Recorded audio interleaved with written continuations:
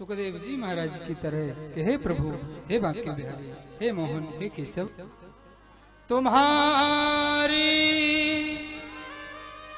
याद आती है, बताओ क्या करें मोहन। भैया हम पुकारेंगे तब वो बता देगा जरूर कि क्या करना चाहिए क्या नहीं। भैया वेदव्यास जी महाराज ने 18,000 श्लोकों का महान ग्रंथ जो तैयार किया था, पूरा का पूरा एक दो नहीं 18,000 श्लोक सुखदेव जी को श्रवण करा दिया। बोलो भागवत भगवान की 18,000 श्लोक सुना दिया पूरा। पर भैया यहाँ पर प्रश्न कर दिया श्री सूत जी से सौनकादि ऋषियों ने, महाराज ये बात बताओ आप, परीक्षित को सुखदेव ने कब कथा सुना दी और क्यों सुनाई, क्या आवश्यकता पड़ गई थी।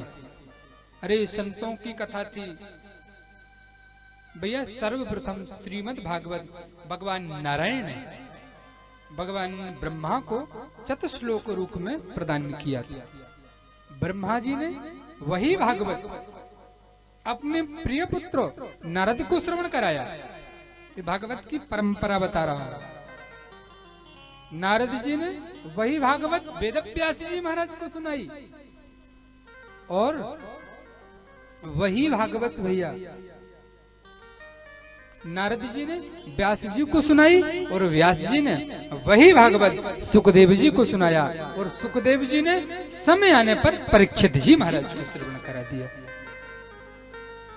सौनकादि ऋषियों ने प्रश्न किया, ये परीक्षित कौन था महाराज, वो क्या आवश्यकता पड़ गई इस परीक्षित को कथा सुनाने की, जरा इसकी कथा विस्तार से बताएं।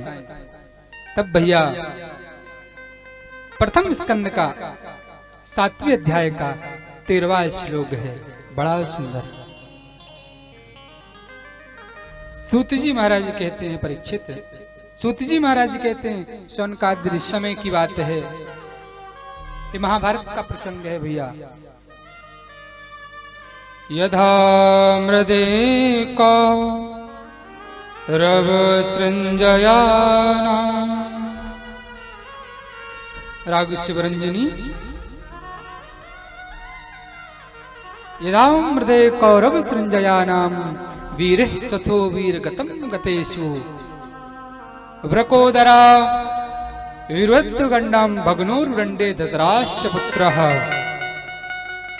सूत जी कहते हैं ऋषियों, जो उस समय की बात है, मैं बता रहा हूं परीक्षित कौन है।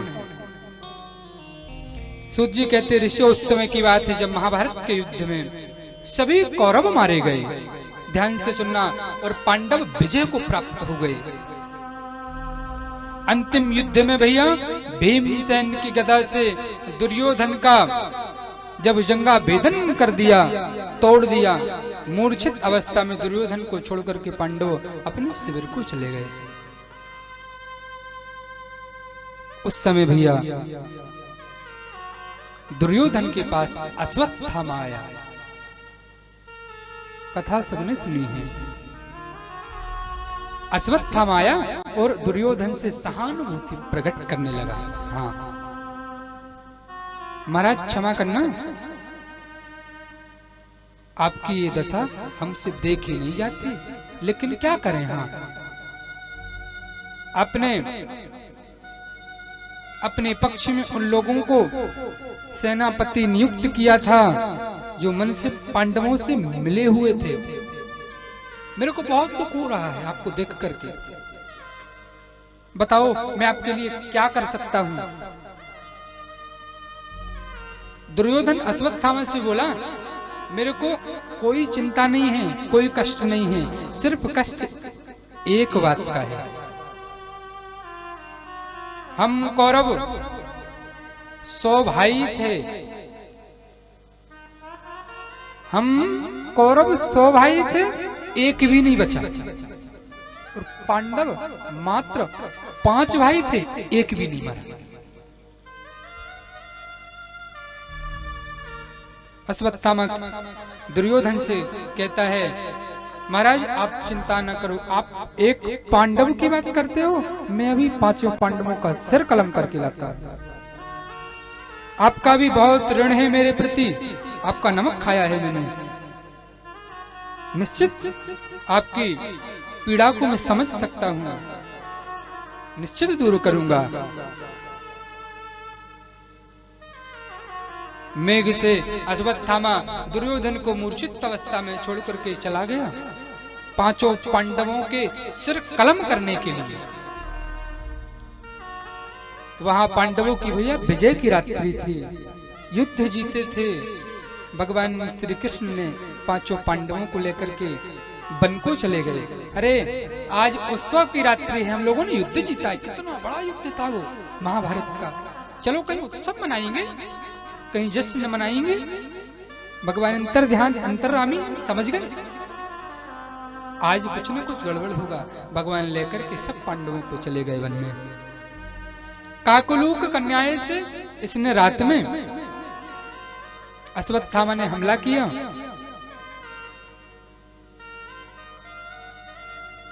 पांडवों के शिविर में, पांडव तो नहीं थे भैया, लेकिन पांडव पुत्र वहां थे। 5 पुत्रों पांडवों की सैया में भैया सो रहे थे, शयन कर रहे थे। अश्वत्थामा समझ गया कि सो रहे हैं, यही मौका है मारने का। और भैया 5 पांडव पुत्रों को अश्वत्थामा ने सिर भैया धड़ से अलग कर दिया, 5 को मार दिया। और ले जाकर के दुर्योधन के पास कहता है, देख भाई तू एक पांडव की बात कर रहा था, मैं तो 5 को ही मार करके सिर ले आया। अंदर से तो प्रसन्न हुआ दुर्योधन अश्वत्थामा की है वीरता देख करके, लेकिन हाँ कहीं ना कहीं मन से शंका जरूर हुई। कितने बड़े बड़े एक से एक धुरंधर हमारी सेना में थे, युद्ध में थे, किसी ने भी एक पांडव का बाल बांका नहीं कर पाया। एक कह रहा 5 को।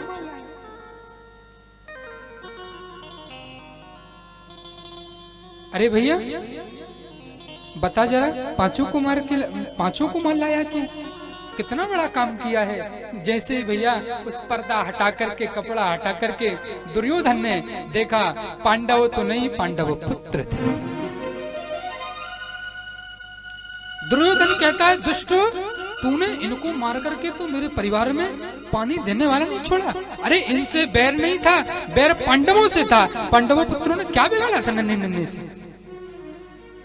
बेटा एक बात जरूर याद रखना, अगर अर्जुन है और अगर अर्जुन को पता लग गया तो तेरे को जीवित नहीं छोड़ेगा।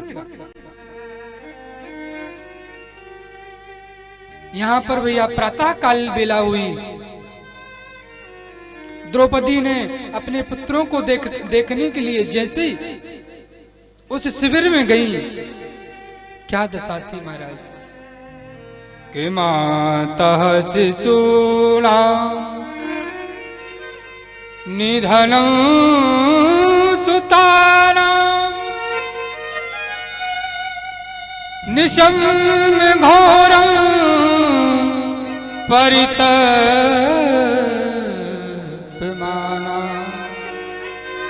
द्रौपदी ने वो वस्त्र जब हटाया, सैया में देखा 5 पुत्र का सिर पर धड़ था, सिर नहीं था। बिलक करके रो करके जमीन पर गिर गई, मूर्छित हो गई।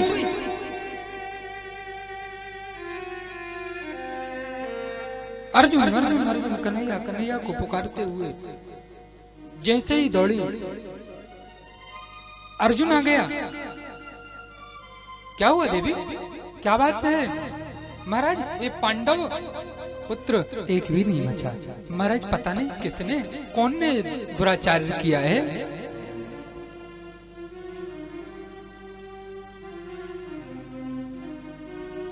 अर्जुन को पता लगा कि एक काम अश्वत्थामा ने किया है। रथ दौड़ा दिया अश्वत्थामा के पीछे। द्रौपदी इसके सामने प्रतिज्ञा की, मैं गांडीव उठा करके शपथ लेता हूं देवी, तुम्हारे पुत्रों को मारने वाले को मैं जीवित नहीं छोड़ूंगा। चल दिए। अश्वत्थामा को बंदी बना करके पटक करके रथ में डाल दिया, रथ में पटक लिया।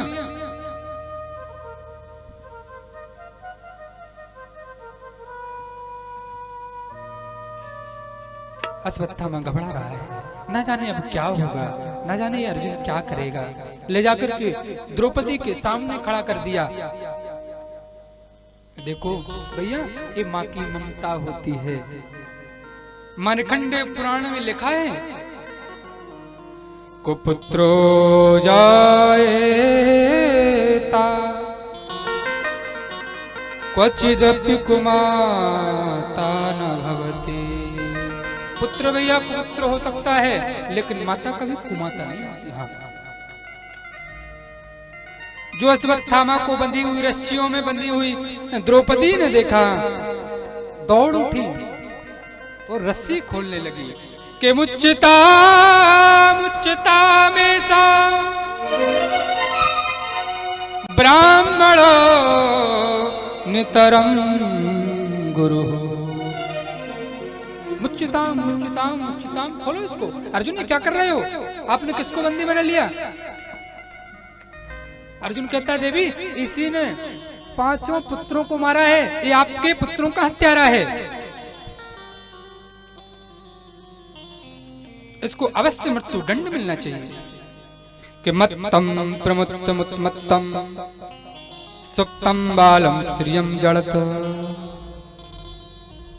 कभी भी मत वाले को नहीं मानना चाहिए। तो बुरा हाल है, लेकिन द्रौपदी कह रही है, अर्जुन बात कुछ ऐसी है, अरे जिन गुरु दुराचार्य ने तुमको धनुर्विद्याएं सिखाई, आज वो तो नहीं है, लेकिन उन्हीं का पुत्र तो है, गुरुपुत्र तो है, और गुरुपुत्र के साथ ऐसा विवाह नहीं करना चाहिए। दूसरी बात, ये ब्राह्मण है। मुच्चिता मुच्चिता में सा ब्राह्मणो नितरम गुरु। ब्राह्मण है, ब्राह्मणों का दैविक वध नहीं करना चाहिए। खोल दो अर्जुन, इसको छोड़ो। अर्जुन ने कहा, मेरी प्रतिज्ञा का क्या होगा? मैंने गांडी उठा करके प्रतिज्ञा की है। भीमसेन खड़े थे, भीमसेन ने कहा, मेरी गदा से भी बचने वाला नहीं है, इसने दुराचार्य किया है, पापाचार किया है, क्रियाचार किया है, मैं नहीं छोड़ूंगा। युधिष्ठिर जी महाराज खड़े थे। सबने मिलकर के भगवान कृष्ण से कहा, कन्हैया तुम ही बताओ, द्रौपदी छोड़ने का कह रही है, मैंने प्रतिज्ञा कर ली है, अब क्या करूं? भगवान ने कह दिया भैया एक श्लोक में कि ब्रह्म बंधुर्न हन्तव्या आततायी वधारणः मय्यो वश्यान्तः परिपायानुशासनम्। भगवान ने एक श्लोक में भैया संशय दूर कर दिया। देखो भगवान भैया परीक्षा भी लेते हैं। हाँ, अर्जुन को गीता का दिव्य उपदेश दिया था भगवान ने, आज अब परीक्षा ले रहे हैं कि अर्जुन कितना परिपक्व है। कह दिया, ब्रह्म बंधुर्न हन्तव्या आततायी वधारणः। ब्राह्मण का दैविक वध नहीं करना चाहिए और आततायी को छोड़ना भी नहीं चाहिए। अर्जुन का बाय कन्हैया, जैसे तू टेढ़ा है वैसे टेढ़े को टेढ़ी बात करना आती है, सीधे सीधे नहीं बोल सकता। यहाँ कह भी रहा है ब्राह्मण का वध नहीं होना चाहिए और आततायी को छोड़ना नहीं चाहिए। ये कैसी दो बात कर रहा है तू? भैया तुरंत अर्जुन को याद आ गया गीता का एक सूत्र, केवपनम द्रविणम दानम स्थान निर्याणपहम तथा एभिः ब्रह्म बंधुर्नाम नन्यास्त्रे दैहिकम्। वपनम द्रविणम दानम, प्रतिष्ठित पुरुष का, ध्यान से सुनना, प्रतिष्ठित पुरुष का अपमान ही उसके मृत्यु तुल्य है। प्रतिष्ठित व्यक्ति का अपमान ही उसकी मृत्यु तुल्य है। जब जब उसको उस अपमान की याद आएगी उतने समय तक वो मरता रहेगा बार बार। क्या किया जाए? ब्राह्मणों का वध नहीं करना। तुरंत इसकी भैया चमकती हुई मणि चोटी को अर्जुन ने कलम कर दिया और धक्का मार के बुरी तरीके से महल से बाहर कर दिया। बाहर चला गया लेकिन क्रोध में अभी भी भरा है।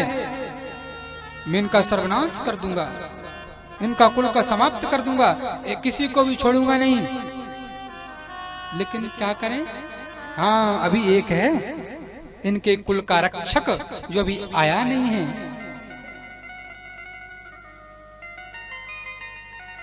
अभिमन्यु का पुत्र। अभिमन्यु तो चक्र में फंस करके मर गया, लेकिन अभिमन्यु का उत्तरा का पुत्र अभी गर्भवती है और उसका पुत्र जो होगा वही इस कुल का वंश वृद्धक होगा, वंश को बढ़ाने वाला होगा। उसी को मैं समाप्त कर दूंगा। न रहेगा बांस न बजेगी बांसुरी। बाहर निकल करके क्रोध से भैया इसने ब्रह्मास्त्र का प्रयोग कर दिया उत्तरा के गर्भ के ऊपर। ब्रह्मास्त्र दौड़ा चला रहा है, उत्तरा के पीछे लगा। उत्तरा दौड़ करके भगवान के प्रभु के चरणों में गिर गई कि पाहि पाहि महायोगी देव देवो जगतपते नन्यम त्वद्भयं पश्ये यत्र मृत्युः परस्परम्। पाही पाही पाही पाही, महाराज मेरी रक्षा करो, मैं मर जाऊंगी, मेरी मृत्यु हो जाएगी। इस बात का दुख नहीं है, लेकिन महाराज आपके द्वारा रक्षित वंश सर्वनाश हो जाएगा। महाराज आपने जिनकी पग पग पर रक्षा की, आज वो सारा वंश समाप्त हो जाएगा। भाई महाराज एक ही अभी जो कुल वृद्धक बचा हुआ है और अगर ये भी समाप्त हो जाएगा। पाही पाही महायोगी देवदेव जगतपते, हे जगतपति मेरी रक्षा करो।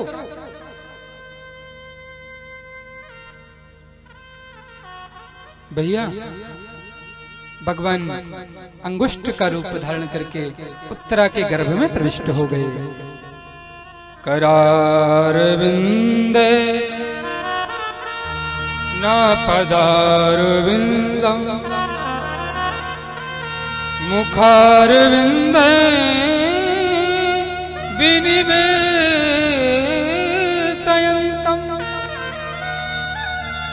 वटस्य पत्रस्य फुटे शयानम् बालं मुकुंदम मनसा स्मरामि। अंगूठे का रूप धारण करके प्रभु उत्तरा के गर्भ में प्रविष्ट हो गए और प्रतीक्षा करने लगी। तेजपुंज उत्तरा के गर्भ के भैया उदर में आया और समाप्त हो गया।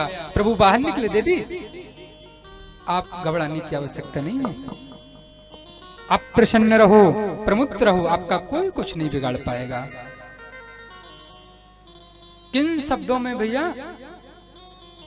प्रभु का उत्तरा धन्यवाद दे। देखो उत्तरा जो है प्रभु के चरणों में निवेदन किए थे, महाराज मेरा अब इस गर्भ की रक्षा करो। और प्रभु उपदेश देते हैं भैया, गीता में 9वें अध्याय में लिखा है, हाँ 31वें 32वां श्लोक है। भगवान ने कहा है कि अनन्या चिंतयन्तो माम् ये जनः परिपासते नित्याभियुक्तानां योगक्षेमं भवाम्यहम्। योगक्षेमं भवाम्यहम् अनन्या चिंतयन्तो माम्, सब कुछ छोड़ करके मेरी शरण में आ जाता है। योगक्षेमं भवाम्यहम्, उसकी पूरी जवाबदारी मेरी होती है, उसकी रक्षा मैं करता हूँ।